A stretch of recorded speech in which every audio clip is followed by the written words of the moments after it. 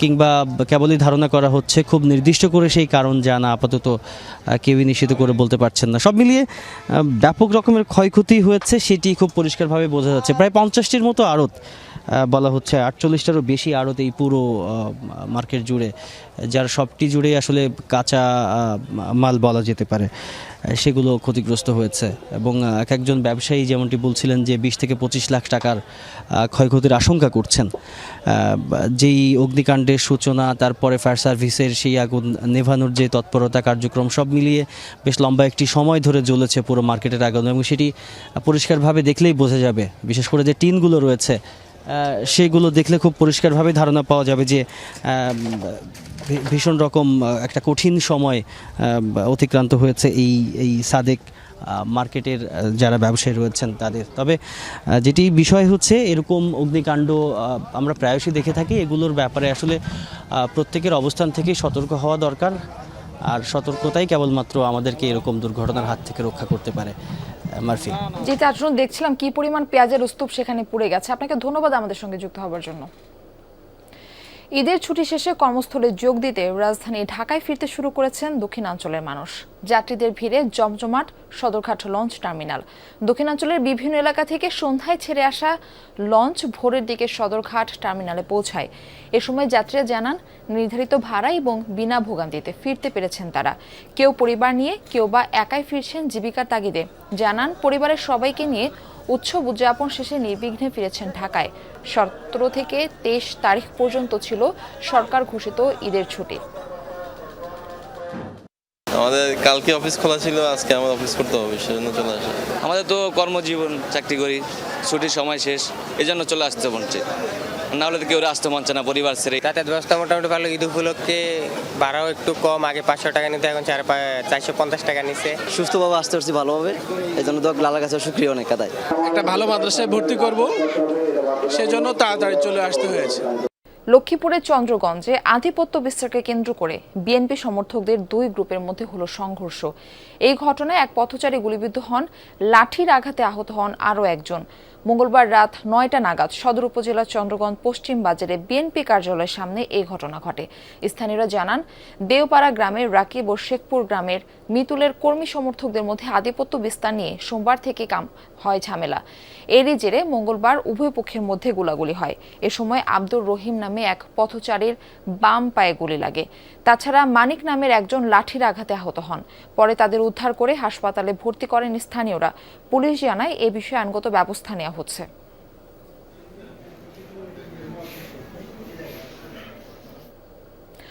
পটুয়াখালীতে সিগারেটের পাওনা টাকা চাওয়ায় দোকানদারকে পিটিয়ে হত্যার অভিযোগ উঠেছে।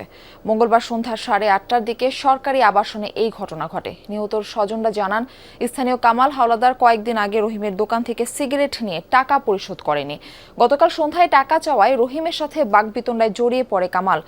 এ সময় কামালের সাথে থাকা লোকজন মিলে রহিমকে মারধর করে। তাদের লাঠির আঘাতে গুরুতর আহত হয় রহিম। পরে স্থানীয়রা তাকে হাসপাতালে নিলে চিকিৎসক মৃত ঘোষণা করেন। এই ঘটনায় আইনগত ব্যবস্থা নেওয়া হচ্ছে বলে জানিয়েছে পুলিশ।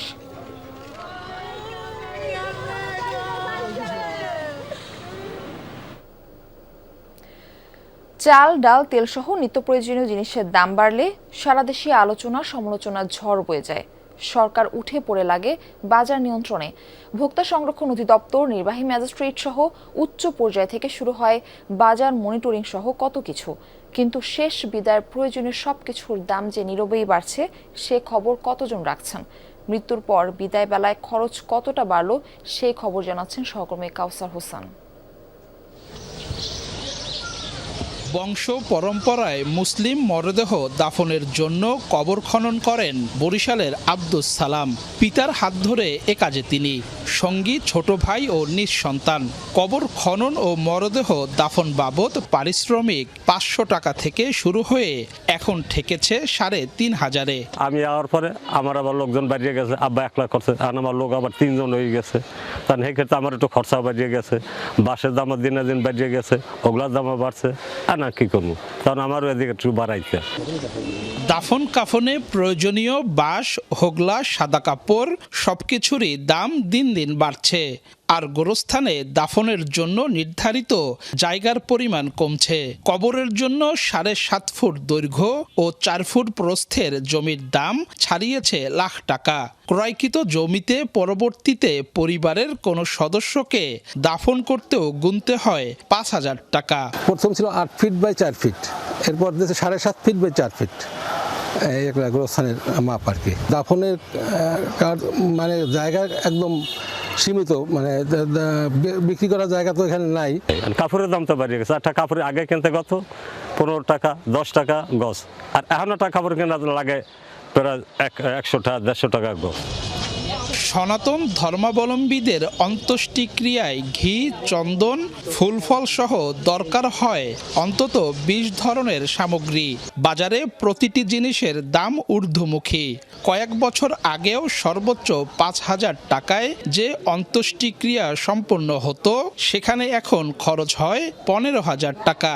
আছে পুরোহিতগণের সম্মানীয়। 10 বছর আগে মনে করুন যে সর্বকিছু নিয়ে 2 থেকে 3,000 টাকায় পারতো, আর এখন একটা লোক যদি গত হয়, একটা লোক চলে গেলে এক ছেলে যদি থাকে, তাতে নিশেষ সংখ্যা 10 থেকে 12,000 টাকা ব্যয় হয়।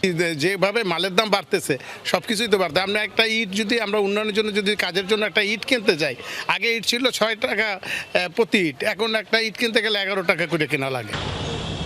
নির্দিষ্ট কফিনে দাফন করা হয় যীশু খ্রিস্টের অনুসারীদের। কাঠের দাম বৃদ্ধি পাওয়ায় অতিরিক্ত খরচ হচ্ছে কফিন তৈরিতেও। সাধারণ একটি কফিন প্রস্তুত করতে ব্যয় হয় 7,000 টাকা। সাদা কাপড়, ওই লোয়া টোয়া সব নিয়ে এবং আনুষঙ্গিক কোনো কিছু খরচ থাকে, মানে যারা এগুলো তৈরি করে তাদের চা নাস্তার জন্য সামথিং কিছু খরচ হয়।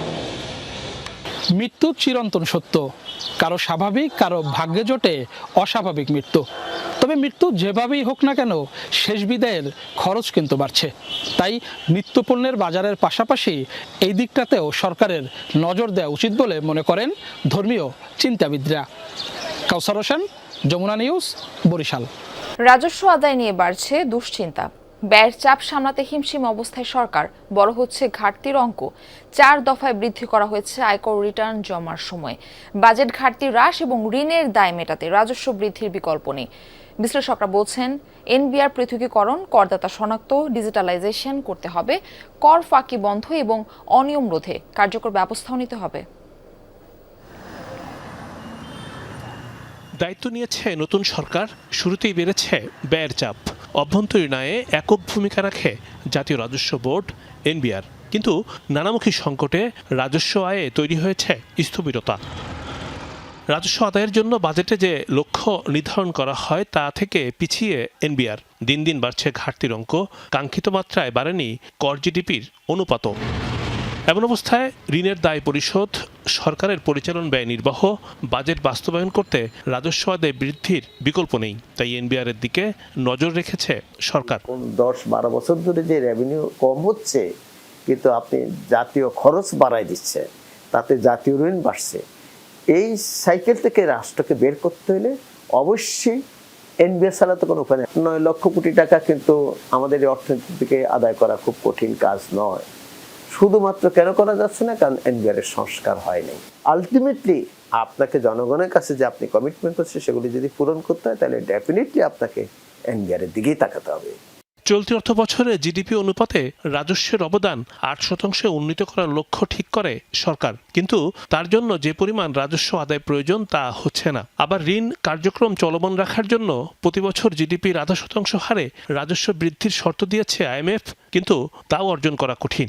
বাজেটের দেখা যাচ্ছে যে 15% শুধু আমরা সুদ বাবদ দেই, আমাদের যে ডেট আছে তো সেই জন্য সেখান থেকে বেরিয়ে আসতে গেলে সরকারের যে রেভিনিউ মোবিলাইজেশন, এটাকে বাড়াতে হবে। আমাদের এখানে মাত্র 7% আমাদের জিডিপির হচ্ছে, যেটা ট্যাক্স টু জিডিপি রেশিও, যেটা one of the lowest in the world. Reform করার একটা জায়গা হচ্ছে এন্ড টু এন্ড অটোমেশন। বিশ্লেষকরা মনে করেন, রাজস্ব আদায় বৃদ্ধির ক্ষেত্রে সংস্কার কার্যক্রম জোরালোভাবে সম্পন্ন করার বিকল্প নেই। বাজেট ডেফিসিট, সেটা যাতে আমরা কমাতে পারি, সেটার জন্য আমাদের রেভিনিউ মোবিলাইজেশন, ট্যাক্স নেট বাড়ানো থেকে আরম্ভ করে, অটোমেশন থেকে আরম্ভ করে যা যা করা দরকার, সেটাকে বাস্তবায়নের পথে যদি নিয়ে যেতে হয়। রিমন রহমান, যমুনা নিউজ, ঢাকা। ঝুঁকিপূর্ণ ঘোষণার 25 বছর পরও লালমনিরহাট রেল স্টেশনের ফুটওভার ব্রিজ অপসারণ হয়নি। পুরনো ব্রিজ সংস্কার কিংবা নতুনভাবে নির্মাণে নেওয়া হয়নি কোনো উদ্যোগ। তাই প্রতিদিন ঝুঁকি নিয়ে ব্রিটিশ আমলে নির্মিত এই ফুটওভার ব্রিজ ব্যবহার করছেন হাজার হাজার মানুষ। লালমনিরহাট রেলওয়ে স্টেশনে 467 ফুট দৈর্ঘ্য ও 6 ফুট প্রশস্তের ফুটওভার ব্রিজটি নির্মিত হয় ব্রিটিশ আমলে। দীর্ঘদিন সংস্কার ও রক্ষণাবেক্ষণের অভাবে লোহা ও কংক্রিট দিয়ে তৈরি পুরো কাঠামোয় এখন জরাজীর্ণ। রেলওয়ে সূত্র জানায় 2001 সালে ফুটওভার ব্রিজটিকে ঝুঁকিপূর্ণ ঘোষণা করা হয়। বিকল্প ব্যবস্থা না থাকায় প্রতিদিন হাজারো মানুষ ঝুঁকি নিয়ে পারাপার হচ্ছেন। 2020 সালের মার্চে 77 লাখ টাকা ব্যয়ে 210 ফুট অংশ সংস্কার করা হলেও মাঝপথে বন্ধ হয়ে যায় কাজ। ব্রিজের বাকি অংশ এখনো জরাজীর্ণ। বয়স্ক লোকদের চলাফেরা খুবই কষ্ট, তারা উঠতে পারে না, আর উঠলেও নামতে পারে না। ব্রিটিশ আমল থেকে দেখতেছি এই ব্রিজটা এখন অকাজু হয়ে গেছে, অনেক দূর ঘুরে যাইতে হয়। আমাদের কথা হলো কি, এটা ওভারব্রিজ যদি হয় এ পাশের লোক ও পাশে যেতে পারবে, ও পাশের লোক এ পাশে আসতে পারবে। পিছনে যে সিঁড়িগুলো আছে সিঁড়িগুলো গুণা দিয়ে বাঁধানো অনেক আগের। প্রতিদিন অন্তত 20টি ট্রেন লালমনিরহাট স্টেশনে আসা যাওয়া করে। এক প্ল্যাটফর্ম থেকে অন্য প্ল্যাটফর্মে যেতে যাত্রীদের একমাত্র ভরসা এই ফুটওভার ব্রিজ। শুধু যাত্রী নয়, শহরের পূর্ব ও পশ্চিম অংশে মানুষের দ্রুত যাতায়াতেও এটি ব্যবহৃত হয়। ব্রিজটা খুবই ঝুঁকিপূর্ণ অবস্থায় আছে, এটা পূর্ণ মেরামত করা দরকার। এখানে ছোট বাচ্চা যদি এখানে চলাচল করে, সেক্ষেত্রে বাচ্চারা দেখা যায় অসতর্কতাবশত ব্রিজের নিচে পড়ে যেতে পারে। বর্তমান সিমেন্ট কিন্তু অতটা ভালো না, এগুলো সিমেন্টগুলো উঠে গেছে আর খুব হাঁটাহাঁটির সময় কিন্তু মনে করেন কাঁপাকাঁপি করে। যদি ব্রিজটা মেরামত করা হয় তাহলে আমাদের জন্য সুবিধা হবে এবং সকলের জন্য সুবিধা হবে। রেলওয়ে কর্তৃপক্ষ বলছে ঝুঁকিপূর্ণ ফুটওভার ব্রিজটি সংস্কারে পুনরায় টেন্ডার আহ্বান করা হবে। ফুটওভার ব্রিজটা দেখে ব্রিজ ডিপার্টমেন্ট সেতু উপকৌশলে একজন দায়িত্বপ্রাপ্ত কর্মকর্তা আছেন, তো ওনারা সবাই অবগত আছেন এবং স্যাররা পরিদর্শন করছেন। ওনারা এই ব্রিজের আশা করতেছে যে টেন্ডার দিয়ে ব্রিজটা করবেন। জোড়াতালি দিয়ে সংস্কার নয়, নতুন ফুটওভার ব্রিজ নির্মাণের দাবি স্থানীয়দের। শামস তাবরিজ উচ্ছ্বাস, যমুনা নিউজ। এই যুগেও কিছু মানুষ আঁকড়ে ধরে রেখেছেন বাপদাদার আদি পেশা। এই যেমন তালা চাবির কারিগর। চট্টগ্রামে হাতে গোনা কজন মাত্র মানুষ আছেন এই পেশায়, যাদের দক্ষতা আর বিশেষ কায়দা নজর কাড়ে সবার। নেই আগের জৌলুস, নেই কাঙ্ক্ষিত উপার্জন, প্রযুক্তির ছোঁয়ায় ফুরিয়েছে কদর। তারপরও কি এক অমোঘ আকর্ষণে ছাড়তে পারেনি এই কাজ।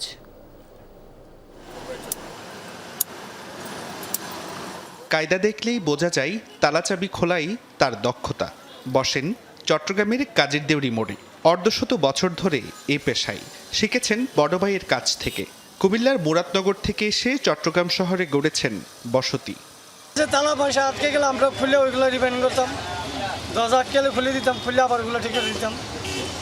দরজা বিভিন্ন তালা কাজ করতে পারতাম, যেমন আলমারি, দরজার লক, বিভিন্ন আলগা তালা, এগুলো আমরা খুলে ঠিক করতাম আর কি। এই কারিগর বসেন চট্টগ্রামের লালখান বাজারে। তার গল্পটাও অনেকটা একই। বংশ পরম্পরায় এই পেশায় আসা, তালিম নিয়েছে বাবার কাছে, আর বাবা শিখেছিলেন দাদার কাছে। এখানে আমার দাদা, আমার আব্বু, ওরাই এই কাজ থেকে কাজগুলো মোটামুটি আগে থেকে প্রায় 20-30-40 বছর হবে এগুলো কাজ করে গেছে।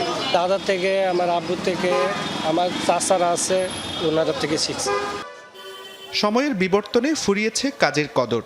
এত কম আয়ে সংসার চালানো কঠিন। অনেকে পেশা ছেড়েছেন। যে দু একজন এখনো ধরে রেখেছেন ঐতিহ্য, তারাও ভবিষ্যৎ নিয়ে অনিশ্চয়তায়। কাজ বেশি কঠিন ছিল, কাজ খুললে ফিটিং করা গেছে, চাবি মনে হচ্ছে না লাগলে আবার খুলে আবার বের হচ্ছে। এখন তো মেশিনের সোয়াস, চাবি ঢুকাই দিলে চাবি কাটা যায়। আমার ছেলেকে হইলে কোনো হাফিজে মাদ্রাসা পড়াবো, আর নাহলে কোনো ডাক্তার বা ইঞ্জিনিয়ারের একটা চিন্তা ভাবনা আছে।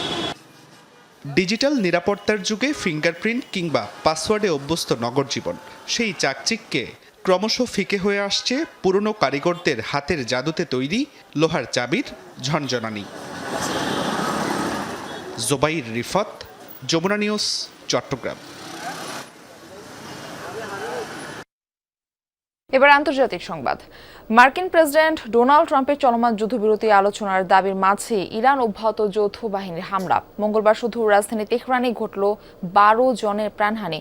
এছাড়া অন্যান্য শহরে চালানো হামলায় হতাহতের সংখ্যা অর্ধশতাধিক ছাড়িয়েছে।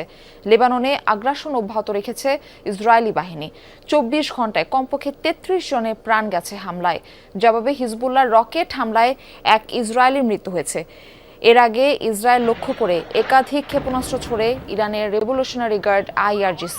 ইসরায়েলের মধ্যাঞ্চলে ক্লাস্টার মিসাইলের আঘাতে বেশ কয়েকজন আহত হন।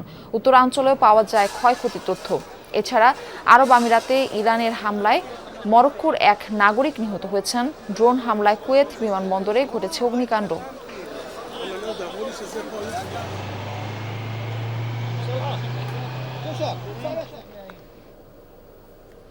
চলমান যুদ্ধবন্ধে শান্তি আলোচনার প্রস্তাব দিয়েছে পাকিস্তান। সোশ্যাল হ্যান্ডেল এক্সে বিষয়টি উত্থাপন করেন পাকিস্তানের প্রধানমন্ত্রী শেহবাজ শরীফ। এতে মধ্যপ্রাচ্য যুদ্ধবন্ধের সংলাপের চলমান প্রচেষ্টাকে পাকিস্তান পূর্ণ সমর্থন করে জানান অঞ্চলটিতে শান্তি স্থিতিশীলতা বজায় রাখতে প্রস্তুত ইসলামাবাদ।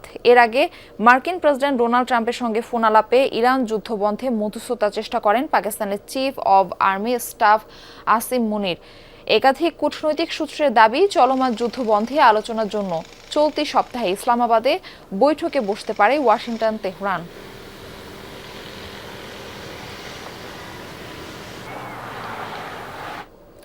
ইরানে হামলা চালানোয় প্রেসিডেন্ট ডোনাল্ড ট্রাম্পকে মানসিক রোগী আখ্যা দিচ্ছেন বহু মার্কিনী। কংগ্রেসের অনুমতি না নিয়েই যুদ্ধ শুরু করার কারণে সমালোচনায় বিদ্ধ মার্কিন প্রেসিডেন্ট। যুদ্ধের কারণে যুক্তরাষ্ট্রে জ্বালানির দাম বৃদ্ধি এবং নাগরিকদের নিরাপত্তার সংকট বাড়ায় তার উপর ক্ষুব্ধ অনেকে। অন্যদিকে প্রেসিডেন্টের সাফাইও গাইছেন কেউ কেউ। বলছেন দেশের জন্য যা ভালো তাই করেছেন ট্রাম্প। তবে একাধিক জরিপ বলছে সময়ের সাথে সাথে মার্কিনীদের সমর্থন হারাচ্ছেন প্রেসিডেন্ট। মধ্যপ্রাচ্যে চলমান সংঘাতে চরম সংকটের মুখে বিশ্ব অর্থনীতি। এর প্রভাব থেকে বাদ যায়নি খোদ যুক্তরাষ্ট্র। দেশটির বিভিন্ন রাজ্যে বেড়েছে জ্বালানির দাম। অন্যদিকে রয়েছে বড় ধরনের সংঘাত ছড়িয়ে পড়ার শঙ্কা। এ নিয়ে প্রেসিডেন্ট ডোনাল্ড ট্রাম্পের উপর বেশ চটেছেন মার্কিনীরা। অনেকে বলছেন মানসিকভাবে সুস্থ নন ট্রাম্প, আর কংগ্রেসের অনুমোদন ছাড়া ইরানে হামলার তীব্র নিন্দাও জানান তারা। তার উচিত ছিল কংগ্রেসের অনুমোদন নেওয়া। আমি মনে করি মানসিকভাবে ঠিক নেই তিনি, আর এখন তিনি প্রেসিডেন্ট হিসেবে কি করছেন সেটাও ঠিকভাবে জানেন না। যা হচ্ছে তা ভালো হচ্ছে না, এর সাথে আমি একদমই একমত নই। সবসময় অন্যদের ব্যাপারে নাক গলাই আমরা। আমাদের দেশের সঙ্গে এর কোনো সম্পর্কই ছিল না, তাই এই যুদ্ধের বিরোধিতা করছি। অন্যদিকে ট্রাম্পের পক্ষেও সাফাই গাইতে দেখা যায় যুক্তরাষ্ট্রের অনেক বাসিন্দাকে। তাদের মতে প্রেসিডেন্ট যা করছেন তা দেশের জন্যই করছেন। আমার মনে হয় অনেক দিন ধরেই অন্য দেশগুলো আমাদের সুযোগ নিচ্ছে। প্রেসিডেন্টও এটাই বলতে চান, তিনি চান না আমাদের আর এভাবে ব্যবহার করা হোক। আমি ডোনাল্ড ট্রাম্পকে ভালোবাসি, সত্যিই ভালোবাসি, কারণ তার সাহস আছে। আমাদের জন্য যেটা ঠিক সেটাই করছেন তিনি। তবে বিভিন্ন জরিপ বলছে দিন যত গড়াচ্ছে ততই আস্থা ও সমর্থন হারাচ্ছেন প্রেসিডেন্ট। সোমবার প্রকাশিত রয়টার্সের এক জরিপে দেখা যায় ট্রাম্পের দ্বিতীয় মেয়াদের কর্মকাণ্ডে সমর্থন আছে 36% মার্কিনীর, আর বিরোধিতা করেছেন 62%। রেজওয়ানা সায়মা, যমুনা নিউজ। জ্বালানি সংকটের কারণে এক মাসে 3 বার দেশব্যাপী ব্ল্যাকআউট পরিস্থিতি তৈরি হয়েছে লাতিন দেশ কিউবায়। প্রতিদিন 8 থেকে 12 ঘন্টা বিদ্যুৎ থাকছে না দেশটিতে। ফলে দৈনন্দিন প্রয়োজন মেটাতে হিমশিম অবস্থা দেশটির জনগণের। শিল্প কারখানাগুলোতেও প্রায় বন্ধ। ভেঙে পড়েছে স্বাস্থ্য খাত। বিশ্লেষকরা বলছেন বহু বছর ধরে বিদ্যুৎ কেন্দ্রগুলো সংস্কার না করায় এমন পরিস্থিতি। তার উপর ট্রাম্পের বাণিজ্যিক নিষেধাজ্ঞার খড়গ পড়ায় আরও জটিল হয়ে উঠেছে জ্বালানি সংকট। বেশিরভাগ সময়েই থাকছে না বিদ্যুৎ, অন্ধকারে পুরো শহর। এমন পরিস্থিতিতে চার্জার লাইটের টিমটিমে আলোয় চলছে ব্যবসা পরিচালনা। চলতি মাসে এ নিয়ে 3বার দেশব্যাপী ব্ল্যাকআউটের ঘোষণা দিয়েছে কিউবার বিদ্যুৎ সংস্থা। শুরুতে কোনো কারণ না জানালেও পরে সংস্থাটি জানায় কামাগুয়ে প্রদেশের নুয়েভিতাস তাপবিদ্যুৎ কেন্দ্রে একটি ইউনিট বিকল হয়ে যাওয়ায় এই পরিস্থিতির সৃষ্টি হয়েছে। ফলে দিনে 12 ঘন্টারও বেশি সময় থাকছে না বিদ্যুৎ। মানুষের দৈনন্দিন জীবনে প্রভাব পড়ছে। বন্ধ হয়ে পড়েছে শিল্প কারখানাগুলো। খাবার কিনতে বের হয়েছি, বিদ্যুৎ চলে যাওয়ায় রান্না শেষ করতে পারিনি, কয়লাও শেষ। এ পরিস্থিতি আর সহ্য হচ্ছে না। ব্ল্যাকআউট আর ভোল্টেজ কমে যাওয়ার কারণে আজ আমার ফ্রিজ নষ্ট হয়ে গেছে। এর আগের দিন ভোর 3টা পর্যন্ত বিদ্যুৎ আসেনি। আগামীকালও বিদ্যুৎ না থাকলে খাবার পানিও তুলতে পারবো না। সবচেয়ে ভয়াবহ পরিস্থিতি দেশটির স্বাস্থ্য খাতে। পর্যাপ্ত সময় বিদ্যুৎ না থাকায় ব্যাহত হচ্ছে হাসপাতালগুলোয় রোগীদের চিকিৎসা। অনেকেই আরও বেশি অসুস্থ হয়ে পড়েছেন। অনেক ক্ষেত্রে দীর্ঘক্ষণ থেমে থাকছে অপারেশন। প্রয়োজনীয় চিকিৎসার অভাবে কেউ কেউ মারা গিয়েছেন বলেও দাবি উঠেছে। বিশেষজ্ঞরা বলছেন, বেশিরভাগ বিদ্যুৎ কেন্দ্র 30 থেকে 40 বছরের পুরনো। নিয়মিত রক্ষণাবেক্ষণ ও আধুনিকায়নের অভাবে এগুলো বারবার বিকল হয়। ফলে বিদ্যুৎ উৎপাদন কমে যায়। তবে এই সমস্যাকে আরও জটিল করে তুলেছেন মার্কিন প্রেসিডেন্ট ডোনাল্ড ট্রাম্প। 60-এর দশকে কিউবার উপর আরোপিত বাণিজ্য ও অর্থনৈতিক নিষেধাজ্ঞা এখনও কার্যকর রেখেছে যুক্তরাষ্ট্র। এ অবস্থায় জ্বালানি চাহিদার বড় একটি অংশ ভেনেজুয়েলা থেকে আমদানি করে পূরণ করত কিউবা। তবে মাদুরোকে উৎখাতের পর সেই পথও এখন বন্ধ। ফলে আরও জটিল রূপ নিয়েছে কিউবার জ্বালানি সংকট। কিউবা তাদের প্রয়োজনীয় জ্বালানির মাত্র 40% নিজে উৎপাদন করতে পারে। রেজওয়ানা সায়মা, যমুনা নিউজ। মাঠে গড়াতে যাচ্ছে পাকিস্তান সুপার লিগ PSL এর 11তম আসর। তবে তীব্র জ্বালানি সংকটে এবারের আসর হারাতে বসেছে তার চিরচেনা রূপ। যাতায়াত সীমিত করতে 6টি ভ্যানুর বদলে খেলা হবে মাত্র 2 ভ্যানুতে, গ্যালারি থাকবে শূন্য। বাড়ছে ভক্তদের দীর্ঘশ্বাস। দেশের ক্রিকেট ভক্তরা বলছেন, মাঠে যদি দর্শকই না থাকে তবে প্রাণ হারাবে এবারের PSL। মধ্যপ্রাচ্যে সংঘাতের উত্তাপ এখন বিশ্বজুড়ে। কড়া আঁচ লেগেছে পাকিস্তান সুপার লিগেও। বিশ্বব্যাপী দেখা দেওয়া তীব্র জ্বালানি সংকটের কারণে এবারের PSL তার চেনা রূপ হারাতে বসেছে। PCB জানিয়েছে এবারের আসর 6টি ভেন্যুর পরিবর্তে সীমাবদ্ধ থাকবে মাত্র 2 ভেন্যু, লাহোর এবং করাচিতে। গ্যালারি থাকবে শূন্য। সংকটকালীন এই সময়ে মানুষের যাতায়াত সীমিত করতেই এই কঠোর সিদ্ধান্ত। প্রতিদিন স্টেডিয়ামে আসা প্রায় 30,000 মানুষের যাতায়াত এখন বিশাল এক চ্যালেঞ্জ। তাই বাধ্য হয়েই এবারের সব ম্যাচ হবে দর্শকহীন স্টেডিয়ামে। বাতিল করা হয়েছে আসরের বর্ণাঢ্য উদ্বোধনী অনুষ্ঠানও। এবারের PSL এ মাঠে কোনো দর্শক থাকবে না। আর মাঠে যদি দর্শকই না থাকে তবে খেলার কোনো প্রাণ থাকে না, কারণ দর্শকই খেলার প্রাণ। জ্বালানি তেলের দাম এখন আকাশচুম্বী। পাকিস্তানে এর একটি সরাসরি প্রভাব পড়ছে। আমরা আগে মাঠে বসে খেলা দেখা উপভোগ করতাম, কিন্তু এখন টেলিভিশনেও খেলা দেখার প্রতি আমাদের আর কোনো আগ্রহ নেই। আমাদের মাঠে গিয়ে খেলা দেখার অনুমতি দেওয়া উচিত, যাতে আমরা আনন্দ উপভোগ করতে পারি। সূচি অনুযায়ী আগামী 26 মার্চ লাহোরের গাদ্দাফি স্টেডিয়ামে পর্দা উঠবে 11তম আসরের। প্রথম ম্যাচে বর্তমান চ্যাম্পিয়ন লাহোর কালান্দার্স মুখোমুখি হবে নতুন ফ্র্যাঞ্চাইজি হায়দ্রাবাদ কিংসম্যানের। তবে স্বস্তির খবর হলো, ভেন্যু বদলালেও পরিবর্তন করা হয়নি ম্যাচের তারিখ। আমরা প্রায় 1200 কিলোমিটার পথ পাড়ি দিয়ে এখানে এসেছি। ভক্তদের জন্য এটি অত্যন্ত বড় একটি অন্যায়। আমরা ভক্তদের পক্ষ থেকে সরকারের কাছে অনুরোধ করছি, যারা দূর দূরান্ত থেকে এসেছে তাদের জন্য অন্তত কোনো বিকল্প ব্যবস্থা রাখা হোক। আমি একজন একাডেমি পর্যায়ের ক্রিকেটার এবং ফাস্ট বোলার। যেহেতু সরকার ঘোষণা করেছে যে এবারের PSL দর্শক ছাড়াই অনুষ্ঠিত হবে, তাই পুরো টুর্নামেন্টই হবে একদম নিস্তব্ধ। সত্যি বলতে, দর্শক ছাড়া এবারের PSL এ কোনো আনন্দই থাকবে না। 6 এপ্রিল পর্যন্ত প্রথম 14টি ম্যাচ হবে লাহোরে। এরপর করাচিতে গড়াবে পরবর্তী 15টি ম্যাচ।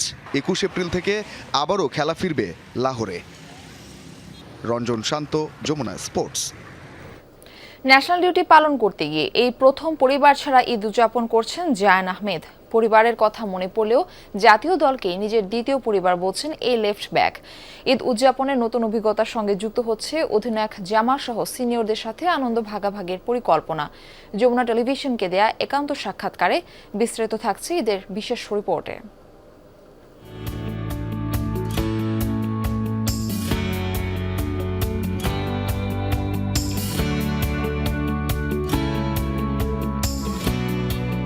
ঈদ মানে খুশি, ঈদ মানে আনন্দ। তবে এই আনন্দটা দ্বিগুণ হয় যখন পরিবারের সাথে সকলে ঈদের ভাগাভাগিটা করতে পারেন। তবে অ্যাথলেটদের বিষয়ে জিনিসটা ভিন্ন। এফসি এশিয়ান কাপ বাছাই পর্বে সিঙ্গাপুরের সাথে শেষ ম্যাচ থাকায় জায়েন আহমেদ আছেন সেই দলে। তবে এবারই প্রথমবারের মতো পরিবার ছাড়া ঈদ করতে যাচ্ছেন তিনি। ঈদের তার সকল পরিকল্পনা এবং সেই সাথে ঈদ নিয়ে কী ভাবছেন তা জানবো তার কাছ থেকে। ঈদ মুবারক জায়েন। কেমন আছো? আর সব কেমন যাচ্ছে? হ্যাঁ, সব ভালো যাচ্ছে। জায়েন, এই প্রথম পরিবার ছাড়া ঈদ সব কিছু মিলে আসলে কেমন অনুভূতি হচ্ছে আপনার? ডেফিনেটলি তো মিস করবো অনেক, ফার্স্ট ঈদ যে মার বাবা ছাড়া। সো হ্যাঁ, ডেফিনেটলি মিস করবো। না, আই মিন আই থিঙ্ক আমার ন্যাশনাল টিম তো ডেফিনেটলি আমার ইটস অ্যানাদার ফ্যামিলি। তো দেশের জন্য তো স্যাক্রিফাইস করতে হবে। মা বাবা ছাড়া ঈদ করতেছি, বাট আমি ন্যাশনাল টিমের সাথে করতেছি, এটা আরেকটা মজা। It's another family, so I'm looking forward to it. যেহেতু আপনি ইউএসএ তো বড় হয়েছেন, সেখানেই সবসময় ঈদ করেছেন পরিবারের সাথে, তো সেখানকার ঈদ আসলে কেমন কাটতো সেটি যদি একটু বলতেন। বাবা, আমার ছোট ভাই, আমরা সব একসাথে ঈদে নামাজে যাই। তারপর ঈদে নামাজের পর আমি তো সবসময় ডিরেক্টলি ঈদে নামাজ পর আমার মার সেমাই খাই। তারপর ওইটার পর আমরা বাসায় টুকটাক ফ্যামিলি বাসায় যাই, জাস্ট একসাথে সবসময় ফ্যামিলির সাথে। আমরা জানি যে আপনি আপনার মায়ের হাতের রান্না খুব বেশি পছন্দ করেন। ঈদে আসলে আপনার বিশেষ পছন্দের খাবারটা আসলে কি, যদি আমাদেরকে বলতেন। না, আমি তো বলছি আমার মার সেমাই আমার সবচেয়ে ফেভারিট জিনিস খেতে ঈদের দিন। ঈদের যে বিশেষ আকর্ষণ যে সালামির যে বিষয়টি, সেটির বিষয়ে আপনার পরিকল্পনা কি? কেননা আপনি এই ক্যাম্পে সবচেয়ে যুব খেলোয়াড়, তো সেই জায়গা থেকে আসলে যা ক্যাপ্টেন যিনি আছেন জামাল ভুঁইয়া বা আদার যারা সিনিয়র ফুটবলার আছেন, তাদের সাথে আসলে সালামি নেয়ার বা দেওয়ার বিষয়টা আসলে নিয়ে কী ভাবছেন? প্ল্যান নাই, আমি জাস্ট সবাই জিজ্ঞেস করবো সালামির জন্য। জামাল ভাই থেকে ডেফিনেটলি সালামি নিব। এফসি এশিয়ান কাপে বাংলাদেশ কোয়ালিফাই করতে পারেনি, তবে বছরটা কিন্তু বাংলাদেশ শেষ করেছিল ভারতকে হারিয়ে। তো সেই ম্যাচের উদ্দীপনাটা কেমন ছিল? এবং এই বছর অর্থাৎ ভিয়েতনাম এবং সিঙ্গাপুর ম্যাচ আছে, তো এই ম্যাচ নিয়ে পরিকল্পনা কি, যেহেতু এই বছরটা আবার সাফের বছর? এই বছর ডেফিনেটলি ভিয়েতনাম সিঙ্গাপুর খেলা জিততে চাই। Even the Asian cup qualify করতে পারি নাই, definitely want to still win those games. আর তারপরে যদি সাফ হয়, ইনশাআল্লাহ সাফও জিততে চাই। অনেক রুম আছে to improve if we want to qualify, but I think আমরা এখন right direction আছি, so I think ইনশাআল্লাহ with time আমরা কোয়ালিফাই করতে পারবো। যুক্তরাষ্ট্র ছেড়ে মধ্যপ্রাচ্য যে ক্লাব ফুটবলে আপনি নিজের জায়গাটা বেছে নিয়েছেন, তো সেখানে আসলে ফ্যাসিলিটিটা কেমন, সেখানে সময়টা কেমন কাটছে? না, আমি ভালো লাগতেছে। আই থিঙ্ক এক্সপিরিয়েন্সটা অনেক ভালো। ক্লাবটা অনেক নতুন ক্লাব, আমরা কারেন্টলি অনেক ভালো করতেছি। আমরা টেবিলের all the way the top আছি। So coaching staff, club, everything is very professional. যদি কখনো ওয়ার্ল্ড কাপে খেলে বাংলাদেশ এবং আপনি যদি সেখানে বাংলাদেশের পতাকাটা বহন করেন, তো সেই জায়গায় আপনার অনুভূতিটা কেমন হবে এবং আপনি কি চান যে বাংলাদেশ আসলে কেমন করুক বিশ্বমঞ্চে? Of course, I would definitely want to see Bangladesh in the World Cup. I mean, that would be an unreal feeling. I mean, describe করতে পারবো না, but I mean that's the goal. Inshallah, যে আমরা world cup খেলতে পারবো। নাসিফ শুভ, Jamuna sports, Dhaka. এই ছিল যমুনা নিউজে। এতক্ষণ সাথে থাকার জন্য ধন্যবাদ সবাইকে।